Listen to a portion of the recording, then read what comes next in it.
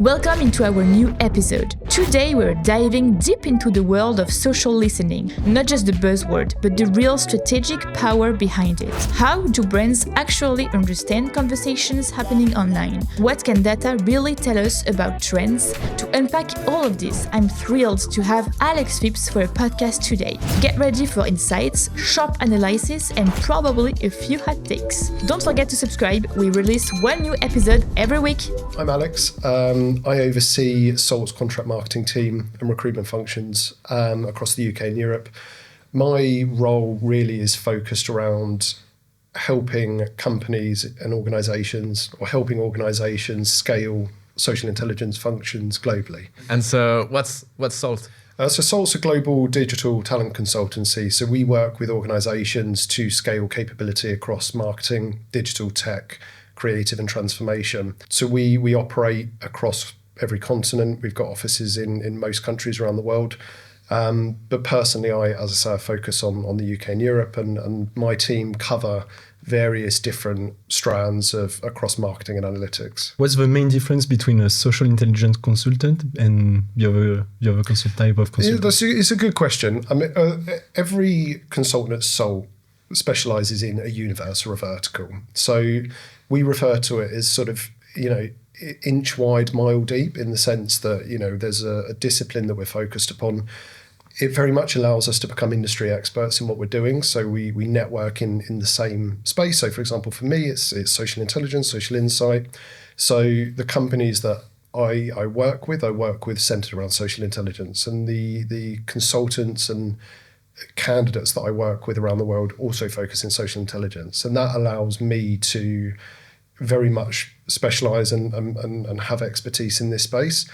And likewise with the other consultants, everybody has a specific set of disciplines that they operate in, whether that's social media and influencer marketing, whether that's performance, whether that's digital analytics. So it's a very broad role, but we are kind of, I suppose, primary benefit that we have is that we're very much specialists in the space that we operate in. What are the different areas in social intelligence? You said there was performance, there was social listening tools. Within social intelligence, for me, covering social intelligence, I focus across the full landscape. So that's everything from the analytics around auditing or actually creating social listening campaigns, from methodology through to query through to reporting. So the full landscape really is what I cover within social intelligence. What's the biggest issue for a social intelligence consulting firm? What's your biggest issue? I'd say aligning commercial impact to the work that's been done. Quite frequently you see within social intelligence, it typically, or insights teams typically will operate quite siloed, perhaps within marketing specifically or within strategy specifically. So there can sometimes be questions of what's the added value that's been, delivered by having an insights function, which I think is probably one of the largest challenges that insights teams have. I suppose the reality is by having very clear measurement frameworks with what you're doing within social intelligence, you are able to tie the insight to commercial impact right from the first step.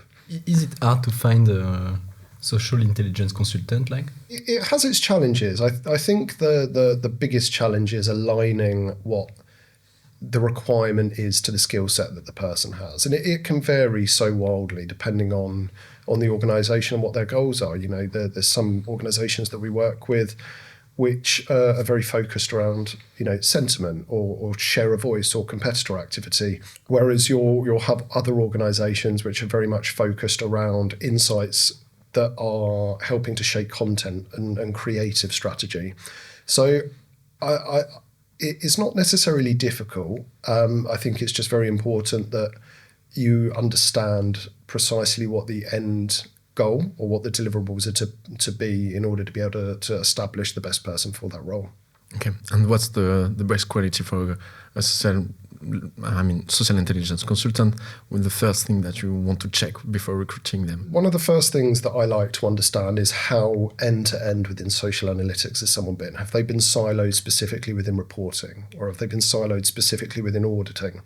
So establishing, from start to finish, from, actually understanding what the business question is that needs answering and the methodology to be able to answer that question, right the way through to reporting with actionable insight and recommendation. So it's always really useful for me to understand what level of scope somebody has had throughout that path. So you try to, in fact, to validate if they know the different social listening tools. Are they able to collect the data and to be able to provide some recommendations? Precisely, yeah. There's lots of ways of doing that and validating it. You have the usual sort of, speaking with previous people that they've worked with, almost from a reference perspective. But consultants completing unified case studies is always a very good route of ascertaining a skill set. Boolean queries, for example, can vary so wildly in complexity, but actually having oversight of queries that people have created before and the methodologies that they're attempting to answer with that query can give a very good insight as to the work that they've done and the capability they have. Regarding your experience, did you see some changes regarding the mission and the thing that the client wants? It's an interesting question. I mean, in 2026 especially, I think there's been two primary shifts that I've noticed. And I think the first and foremost is there's been a very decisive shift from descriptive to predictive analytics, having real-time intelligence and having a very refined understanding of the business question that needs answering and aligning that to the commercial objectives from minute one. I think the second and perhaps the biggest shift that we're seeing at the moment is the accountability of insights teams. Very much so of late, insights teams are not necessarily being so considered as siloed within individual practices, whether that's marketing or whether that's creative or whether that's strategy, but they're accountable for their insights for much further reaching business objectives, whether that covers supply chain, whether that covers product development, as opposed to just sentiment after the fact. And so you were talking about the framework, analytical framework. Could you tell us a little bit more about this? And and you're working with huge companies worldwide. So how do you succeed to apply this analytical framework to? Yeah, I think we're seeing certainly seeing an increased demand for specialist talent in developing and cultivating measurement frameworks for success. How can you know if something's been successful unless you've got a frame of reference or a benchmark to compare that against? So we're seeing more and more of late companies taking it very seriously, introducing unified measurement frameworks globally.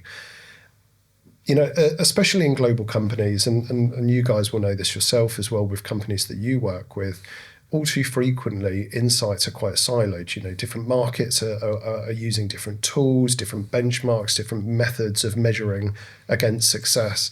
And I think one of the biggest challenges, as well as one of the biggest opportunities for growth and to have insights integrated a lot more into the business, is a unified measurement framework which can be deployed globally, but with local nuance. Did you see on your last mission some unique use case for social listening and social intelligence that you think in the future it will be more and more developed? It's a difficult question because I'm slightly more further removed from that. Look, I think that the biggest thing that what I'm seeing at the moment is that CEOs and senior stakeholders, they don't want dashboards, they want decisions that are tied to commercial impact. And the best cases, the use cases I've seen within social intelligence are aligning the analyses and the methodology to real world business key performance indicators. And this ties back to what we were talking about with measurement frameworks. By having a system that's preordained or predetermined to benchmark success of a project against facilitates those business objectives a lot more. Ultimately, social intelligence is to drive growth, right? To increase revenue. And the best use cases I've seen within social listening are insights teams that are not siloed within a particular department, whether that's marketing or whether that's creative.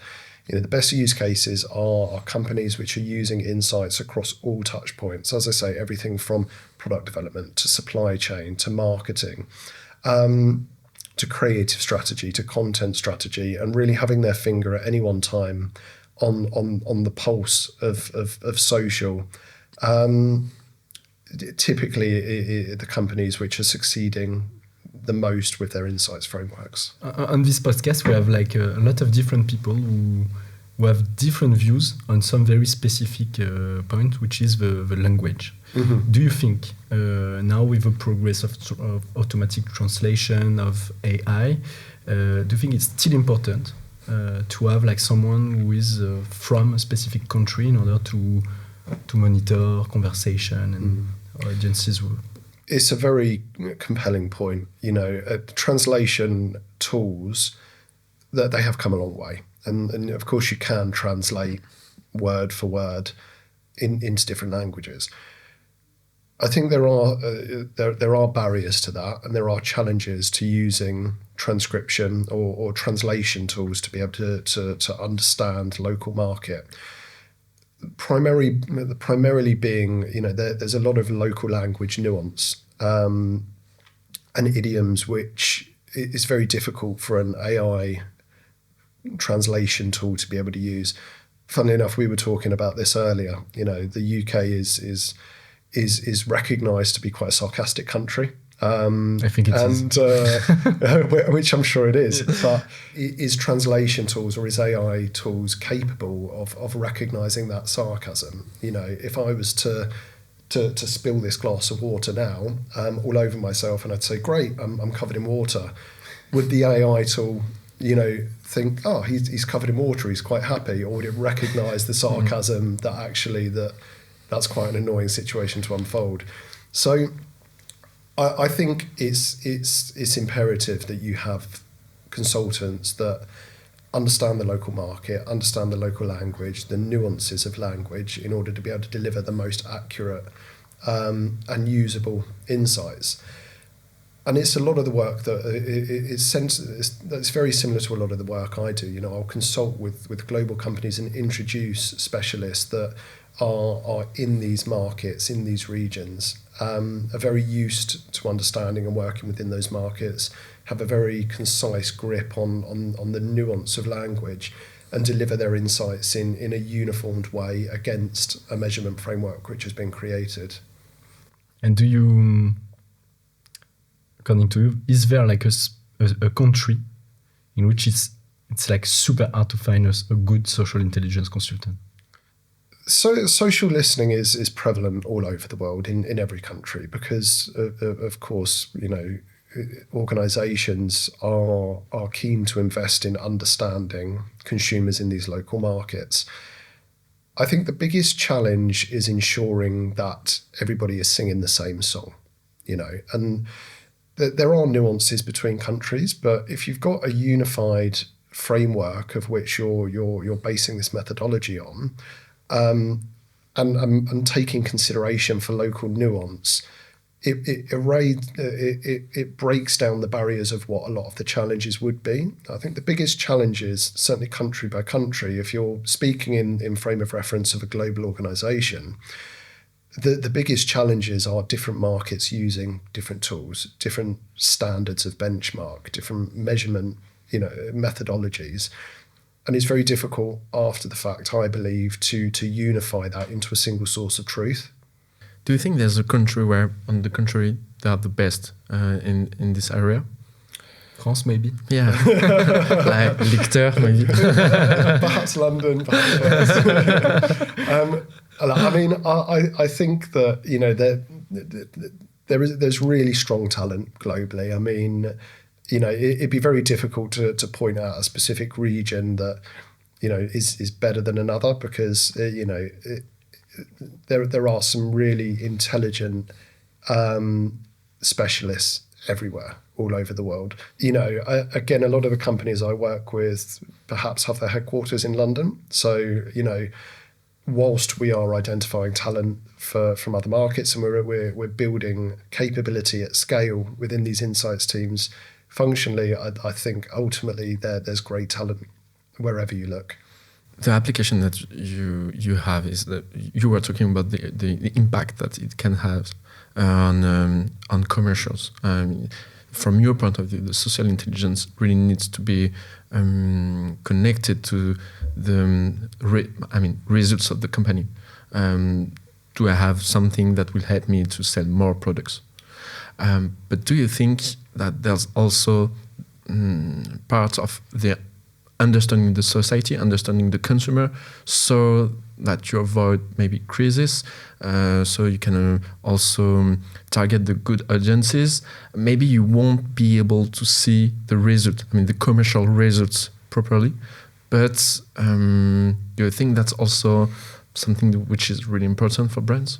I think both can be true at the same time. There might not be an immediate demonstrable value from a point of revenue, but I think any insight that you're delivering has the ability to impact commercial goals, because it's really difficult to measure it sometimes. But perhaps look, I suppose the difficulty is I'm not a social listening analyst. I'm not in the tools every day. In that sense, I think that I think that if you take, for example, traditional research methods, traditional research methodologies, they can be quite time consuming. Don't get me wrong. The insights that are distilled from those are remarkably strong, usually the curated, actionable insights that you get. But from a commercial perspective, it's not the most cost-effective route. Whereas I think with social intelligence, there is a strong argument to be made for always-on intelligence,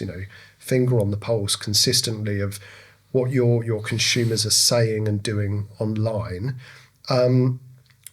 If you, for example, there's been examples in the past of products which have been designed for one use, but consumers have found better uses for them or other uses for them.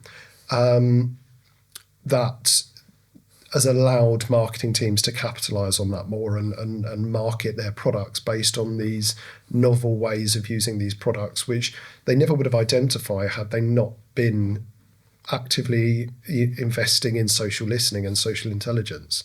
So I think both can be true. I think, even if you're not approaching this specifically with a monetary goal in mind, social intelligence can certainly lead you towards that with the findings. So from your point of view, every area of the company should have a social analyst, social listening analyst, social intelligence analyst, rather than having a department, social intelligence, that will deliver analysis to everybody. Do you think that every department needs a social intelligence analyst? I think that social listening and social analytics is imperative for any organisation that are actively delivering a product or a service to a consumer. What happens, for example, if a client or a CEO, let's say, comes to you and say, okay, my consumer or my clients are not on social network. Do you think it's true? And secondly, how do you do in order to convince him to have social intelligence approach and so on? If you don't have someone traditionally on a social media platform like a Facebook or a Twitter or an Instagram, there is still valuable data to be gleaned. I'm consistently surprised by the nuance that Reddit can deliver. Really meaningful conversations that are happening in these small communities. That's gold for product development teams, for marketing teams to understand the really refined nuances that people are saying online. So I think, if a CEO was to ask to, I think if you were defending social listening to a CEO, I think primarily that CEOs are not interested in dashboards. They're interested in actionable decisions, actionable things that can be done to drive closer to the business goals that that are trying to achieve. And I really think all of that begins with having a measurable measurement methodology from the get-go that you can benchmark against as you're moving through analysis.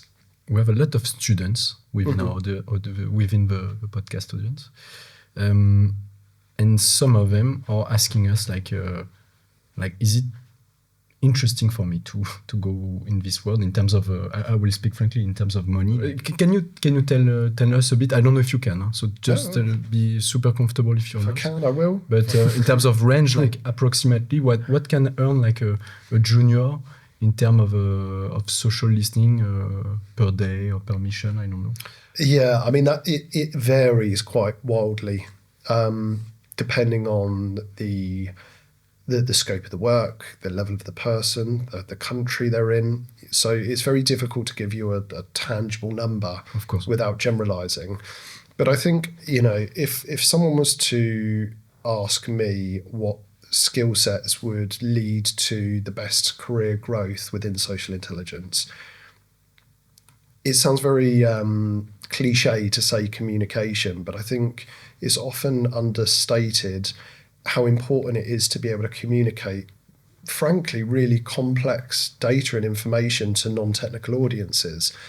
And, having those skill sets to be able to explain what is happening online and what sentiment is in a manner that is easy and straightforward for people to understand is a remarkably valuable skill set to have within intelligence, alongside the other pillars of measurement methodology, of the analyses, everything from the query to the research, but communication and communicating with non-technical stakeholders in a way that aligns directly to business key performance indicators and business objectives is a skill set which is very prevalent in senior leadership that you see within this space. Do you have resources to recommend, or I don't know, people to follow in order to better understand the social intelligence world? I know Gillian very well. I think what she's done with the Social Intelligence Lab is phenomenal. I mean, bringing what is ultimately quite a niche community of people together to continue learning, to continue growing, to continue developing, is a credit to the community that we're working in here. And I think you're absolutely right, Antoine. I mean, I think that resources like, for example, the Observe Summit, which no doubt she'll want to talk to you about, brings people together truly globally from truly global communities together to better understand the work that has been done and the advances that are being done within social intelligence and the different offerings and updates that the tools of choice are doing to improve insight. Otherwise, I think broad exposure to different businesses is always beneficial. I think exposure across multiple markets is a big plus, in the sense that you do begin to understand or you do develop your skills around interpreting insights from multi-market positions in a way that's a lot more future-proofing, I suppose, if that makes sense. What do you see in the future about this social intelligence analytics? I think there's two primary trends, as mentioned, that are going to be very prevalent in 2026 and beyond. And the first is, as I say, this sort of switch in focus from descriptive to predictive. But most importantly, and the biggest trend that I see occurring, is a bigger increase in accountability of insights teams, that demonstrating value against wider commercial objectives, both in local and global businesses aligned. At the moment, it's not uncommon to see insights teams siloed within specific functions, whether that's a marketing team, whether that's a content team or a creative team. But I think we're going to see and we are seeing an increased shift in accountability across multiple different siloed departments within insight.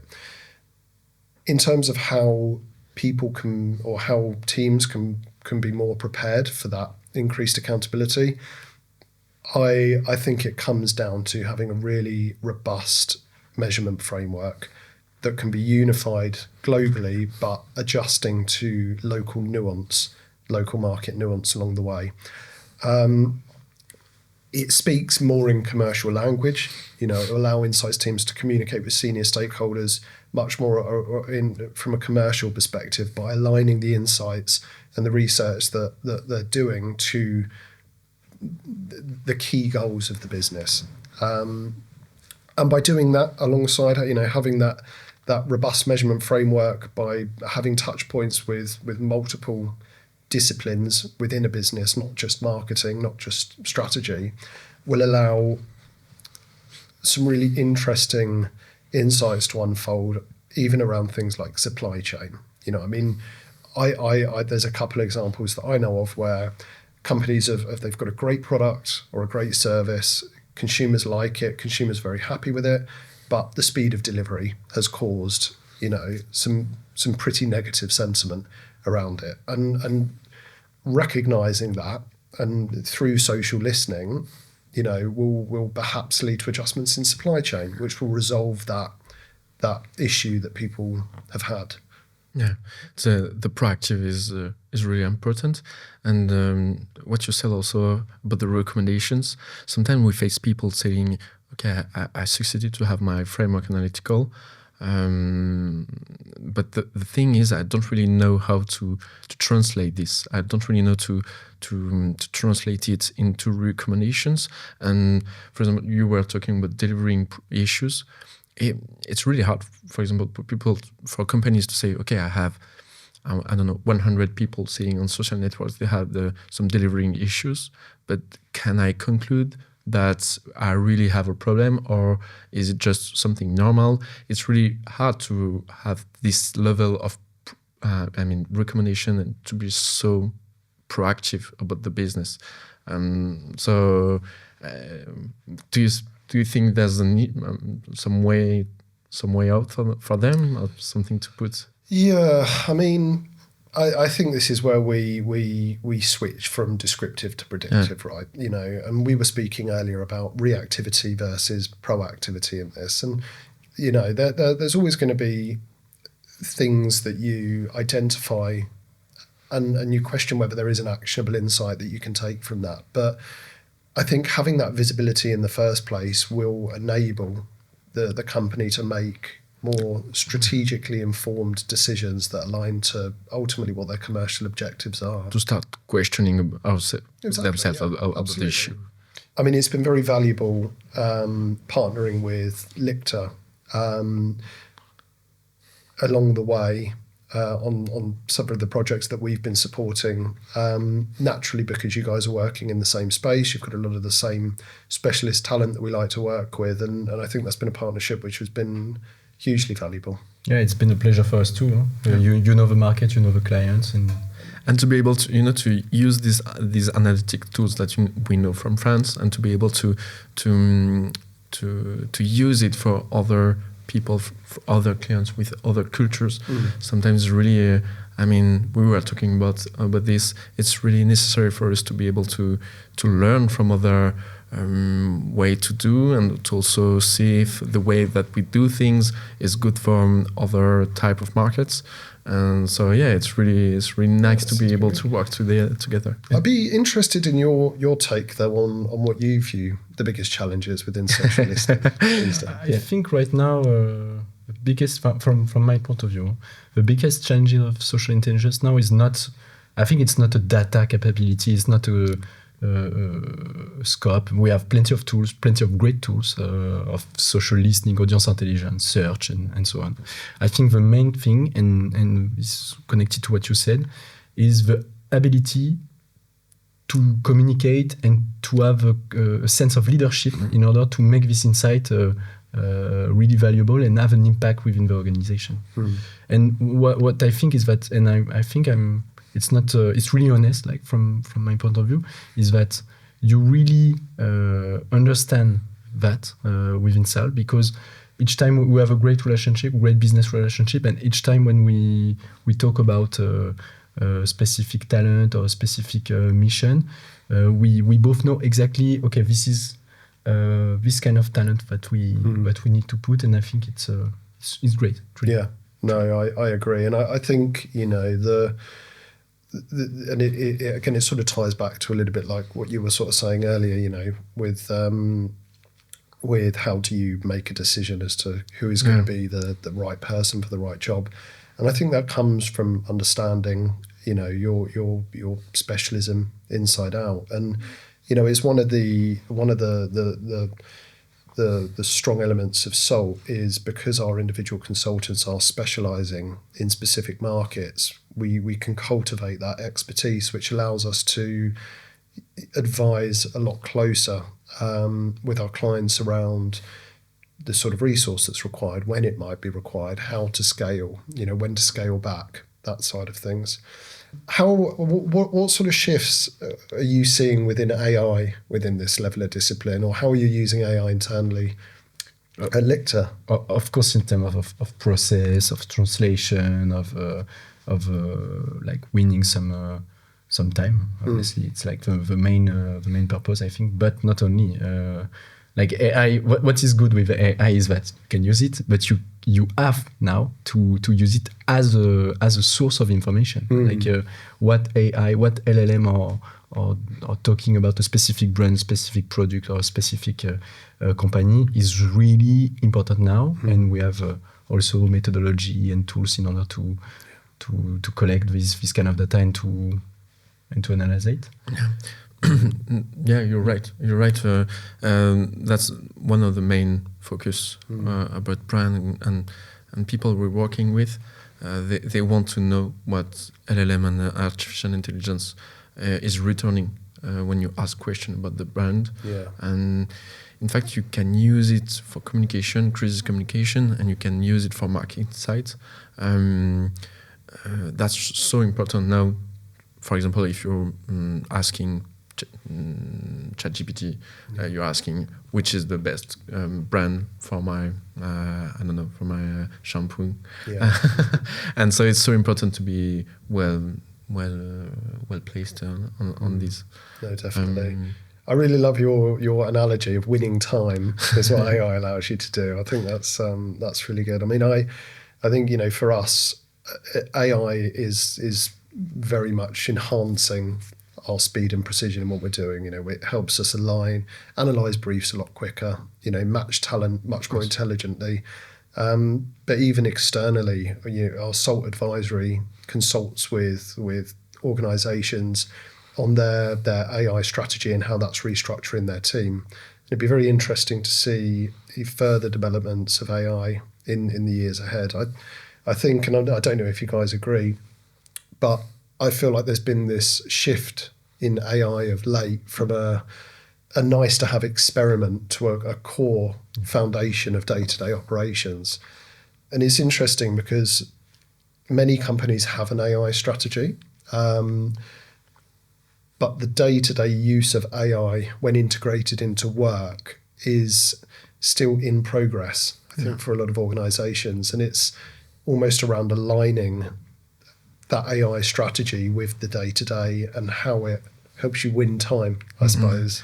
That's quite the same thing. In fact, I often say, people that were working in the social listening, social intelligence area, there's a lot of them shifting to the AI products. There are a lot of them that are shifting to AI projects because it's quite the same logic. When social intelligence tools appeared, it was really complicated, to understand how to use it, what data you can collect, how you can create recommendations based on this data, and it's quite the same logic, in fact.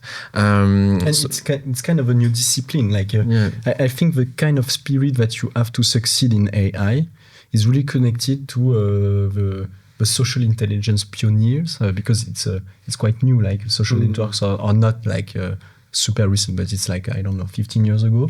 So it's kind of everything was to be invented and to create it. And so for AI, it's exactly the same, but now. So I think the kind of if you're good in social intelligence, you have a high probability to be quite interested and quite efficient in AI. Yeah, but because even if you're not a data scientist, even if you're not an engineering, the main focus for brand is to be able to enhance these tools and to be able to deploy it to the whole organization and to make sure that everybody knows how to use it and how to translate the data that you can collect. And so it's exactly the same that for social intelligence. And so that's really funny to see this happening. And the other point is all the social intelligence tools and areas succeeded to integrate artificial intelligence in their tools. But the fact is, I think, from my point of view, I really think that for the moment it's not enough, and you still need people. You still need local analytics people to be able to read everything and not stop with, for example, an AI summary that you can have on a social listening tool, for example. You will miss too many things. Yeah. And so that really, validate what you were saying about if you want someone that will be global or general, maybe AI will do the same thing. If you take a person which is local and will read everything and understand every content, it would be so much better than something that will be aggregated and maybe partially false. It helps you save a lot of time in terms of things like even auditing social data. I'm familiar with organisations which are deploying AI to ensure cleanliness in the data that they're using, which 5 years ago would have been done by an analyst. Yeah. But I agree. You're always going to need people, and especially people within the local markets, to be able to interpret this data in the most actionable way possible. What is the main issue is to have a person who can really translate this data, make recommendations based on an experience, and to be able to communicate internally to convince people why they have to follow these recommendations, to be able to talk to CEOs, to talk to people that will make a business decision. And I don't think that in the years to come, people will be able to make business decision only based on something that they are going to read on AI tool. They will, we are people, and a company is based on people. And so you will still need someone to say, follow my lead, and this is how we have to do. I've had conversations with people before where they've said that, it's quite clear that AI has been used to generate this summary, and it's quite obvious that it's AI that's come up with that. And it almost inauthenticates the insights in the first place, I suppose. I think it's really interesting what you said a moment ago in terms of how are people day to day using AI in their jobs. And, whilst, as we've spoke about, companies having a defined AI strategy, do the people know what the best use is of that, or how best to use it in their day-to-day practice? And I think this is the shift that we're going to see over the next year, people being a lot more refined in their use of AI within their day-to-day jobs, ultimately with the view of saving time and being more efficient in the work that they're doing. Yeah, it's been a pleasure to discuss with you. It's also super nice to meet in person. No, absolutely. Yeah. Well, thanks very much for taking the time. It's been really good speaking with you both. Yeah. It's lovely to have you in London. Yeah. See you soon. Goodbye. And that's a wrap for today's episode. If this conversation sparked new ideas for you, make sure to subscribe, share it with someone who should definitely hear this, and let us know in the comments your biggest takeaway. See you next week for the next episode. Bye!